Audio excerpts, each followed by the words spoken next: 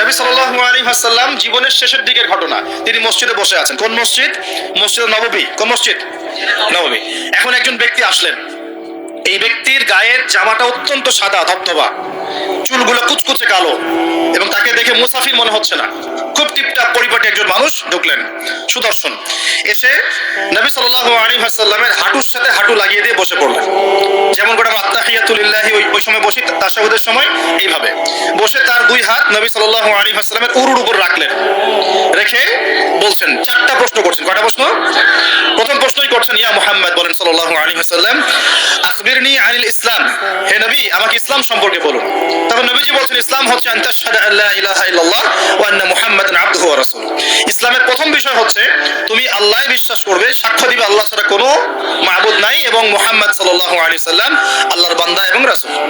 এরপর আন তুকিমাস সালাহ, এরপর তুমি সালাত কায়েম করবে 5 ওয়াক্ত, ওয়া তুতিয়াজ যাকাত, তুমি যাকাত প্রদান করবে, ওয়া তাসুমা রমাদান, রমজান মাসে সাওম বা রোজা রাখবে, এবং সামর্থ্য হলে তুমি হজ করবে। সামর্থ্য হলে হজ। এই 5টা হচ্ছে ইসলামের ভিত্তি। তখন যে প্রশ্ন করছে সেই ব্যক্তি বলছে, সাদাক, আপনি সত্য বলেছেন। কি বলছেন? আপনি সত্য বলেছেন। তখন উমর রাদিয়াল্লাহু আনহু পাশ থেকে তিনি খুব অবাক হয়ে গেলেন। তিনি বলছেন, ফাআজিবনা লাহু, আমরা অবাক হলাম তার উত্তর শুনে। ইয়াসআলুহু ওয়া ইউসাদ্দিকুহু, সে নিজেই প্রশ্ন করলো আবার নিজেই উত্তর দিচ্ছে। নিজেই প্রশ্ন করলো ইসলাম কাকে বলে, আবার নিজেই বলছে সত্য বলেছেন আপনি। তার মানে কি উত্তর তার আগে থেকে জানা আছে? উত্তর তার আগে থেকে জানা আছে। তো সবাই অবাক হয়ে গেল। এরপর তিনি দ্বিতীয় প্রশ্ন করলেন, এটা আখবিরনি আনিল ঈমান, হে নবী আমাকে ঈমান সম্পর্কে বলেন। কি সম্পর্কে? ঈমান। এই যে গায়েব, গায়েব সম্পর্কে, ঈমান সম্পর্কে বলেন। কারণ ঈমান মানেই গায়েব। ঈমান মানে কি? গায়েব। দেখেন ঈমানের 6টা পিলার নবীজি বললেন। কয় পিলার?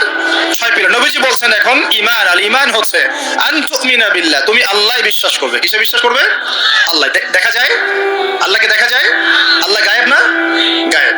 ওয়া মালাইকাতিহি, আল্লাহর ফেরেশতা মণ্ডলীর প্রতি বিশ্বাস করবে। দেখা যায়? গায়েব না? আচ্ছা। ওয়া কুতুবিহি, আল্লাহ পাকের সমস্ত আসমানি কিতাবে বিশ্বাস করবে, কোরআন ছাড়া বাকিগুলো দেখা যায়? গায়েব না এগুলা? আচ্ছা। ওয়া রুসুলিহি, আল্লাহ পাকের সমস্ত রাসূলগণে বিশ্বাস করবে। দেখা গেছে রাসূল? আমরা কি আমাদের নবীকেও দেখেছি? এগুলো গায়েব না? গায়েব।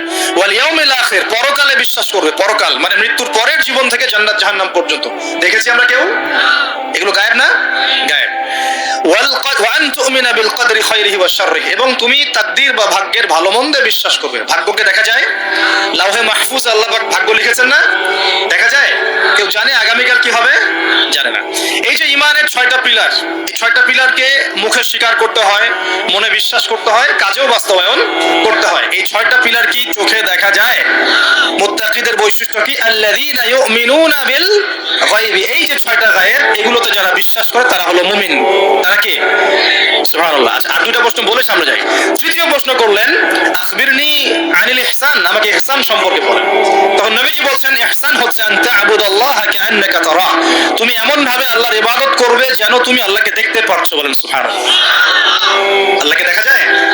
ওয়া ইন লাম তাকুন তারাহ, তুমি যদি আল্লাহকে দেখতে না পারো, ফাইন্নাহু ইয়ারাক, তাহলে জেনে রাখবে আল্লাহ তোমাকে ঠিকই দেখছেন। দেখছেন না? এই কনসেপ্ট, এই কনসিয়াসনেসের নাম হচ্ছে ইহসান, মানে আল্লাহকে হাজির নাজির জন্য ইবাদত করা। এই জিনিসটা যদি সবার ভিতরে থাকতো, কেউ কোনো দুর্নীতি করতে পারতো না, অন্যায় করতে পারতো না, কাউকে ঠকাতে পারতো না, সুদ খেতে পারতো না, ঘুষ খেতে পারতো না। কারণ সে ফিল করতো আর কেউ দেখুক না দেখুক আল্লাহ পাক আমাকে দেখছেন। এই জিনিসটা থাকলেই মানুষ পাপ থেকে দূরে থাকতে পারতো। আল্লাহ পাক আমাদেরকে ইহসান দান করুন বলি আমি। এটাই কিন্তু সুফিজমের একটা ভালো অংশ। অনেকে এটাকে সম্পূর্ণ বলেন যেটা প্রয়োজন নাই, হয়তো এরকম কথা আসে, কিন্তু এটা আধ্যাত্মিকত্বের দরকার আছে। এটা হলো ইহসান। এটাকে বলে ইহসানের মধ্য দিয়ে আল্লাহর মারিফত পাওয়া যায়। কি পাওয়া যায়?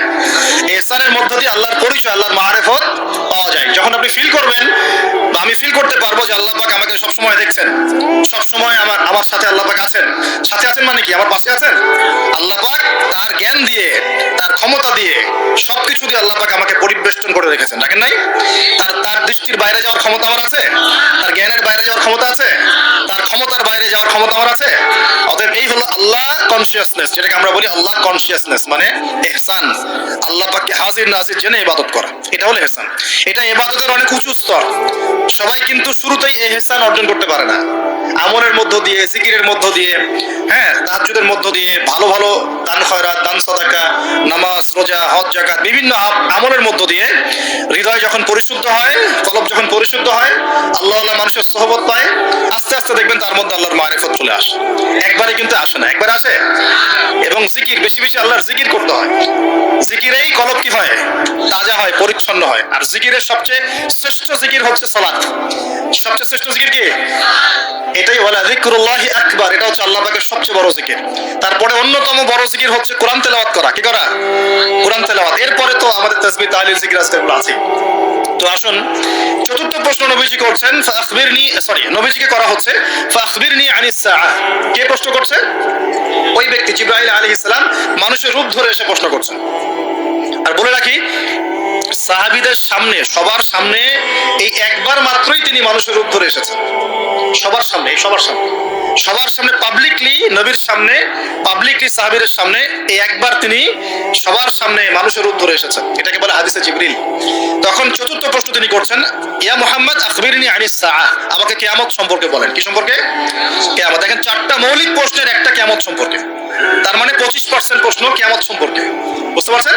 চারটা মৌলিক প্রশ্নের একটা কিন্তু কিয়ামত সম্পর্কে। কেন প্রশ্ন করলেন? কারণ সচেতনতা, সচেতন থাকা যায় যেন, কিয়ামতের সাইনগুলো দেখা গেলে, নিদর্শন দেখা গেলে সচেতন হওয়া যায় যেন, এই জন্য হাত গুটিয়ে বসে থাকার জন্য প্রশ্ন করছেন কিয়ামত কবে হবে। নবীজি বলছেন, মাল মাসউলু আনহা বিআ'লামা মিনাস সাইল, এই বিষয়ে প্রশ্নকারী উত্তরদাতার চেয়ে বেশি জানে না। মানে উত্তরদাতা এবং প্রশ্নকারীর জ্ঞান এখানে আসলে সমান। এখানে কেউ জানে না কিয়ামত এক্স্যাক্টলি কবে হবে। কেউ কি জানে? জানে না। তখন তিনি আবার প্রশ্ন করছেন, 5 নম্বর প্রশ্ন। কত নম্বর? পঞ্চম প্রশ্ন করছেন, ফাখবিরনি আন আমারাতিহা, তাহলে আমাকে কিছু আলামত বলে দেন। কি বলে দেন? এখন নবী সাল্লাল্লাহু আলাইহি ওয়াসাল্লাম অন্যান্য হাদিসগুলোতে অনেক আলামত বলেছেন, কিন্তু এই হাদিসে গিয়ে মাত্র 2টা আলামত বলছেন। কয়টা? মাত্র 2টা। আমি টুকটাক ক্ষুদ্র গবেষণা করে দেখেছি, বড় বড় যে আলামতগুলো আছে এগুলো বাদ দিয়ে ছোট ছোট যে আলামতগুলো আছে এগুলোকে এই 2টার মধ্যে ফেলে দেওয়া যায়। এই দুটোর মধ্যেই ফেলে দেওয়া যায়। একটু পরে বোঝাবো ইনশাআল্লাহ। তো নবীজি বলছেন মাত্র 2টো আলামত কিয়ামতের। কয়টা? একটা বলছেন তিনি, আনতালিদাল আমাতু রাব্বাতুহা, আনতালিদাল আমাতু রাব্বাতুহা, দাসী তার মনিবকে জন্ম দিবে। কি করবে? দাসী তার মনিবকে জন্ম দিবে। এবার দাসী কেমন করে মনিবকে জন্ম দেয়? দাসী বোঝেন কিনা?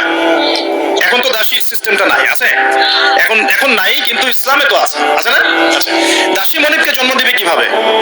এখানে 3টা ব্যাখ্যা পাওয়া যায়। একটা হচ্ছে যে পিতা মাতার সাথে শেষ জামানায় দাস দাসীর মতো আচরণ করা হবে। করা হচ্ছে কিনা? হচ্ছে না? আরেকটা সাইন তিনি বলেছেন, এটা ভালো করে শোনেন। নবীজি বলছেন সাল্লাল্লাহু আলাইহি ওয়াসাল্লাম যে কিয়ামতের আগে আগে ওয়ান তারাল হুফাতাল উরাতাল আলাতা রিয়া আশ-শাই ইয়াতাতাওয়ালুনা ফিল বুনিয়ান। নবীজি বলছেন কিয়ামতের অন্যতম নিদর্শন হবে সমাজের সবচেয়ে নিকৃষ্ট শ্রেণীর মানুষ, নিকৃষ্ট বলতে দরিদ্র, একদম দরিদ্র, যার পায়ে স্যান্ডেল পরার টাকা ছিল না, গায়ে জামা কেনার টাকা ছিল না। হুফাতাল উরাতাল আলাতা রিয়া আশ-শাই, রাখাল, রাখাল, রিয়া আশ-শাই মানে রাখাল, একদম রাখাল শ্রেণীর মানুষ। এরা কি করবে? ইয়াতাতাওয়ালুনা ফিল বুনিয়ান, এরা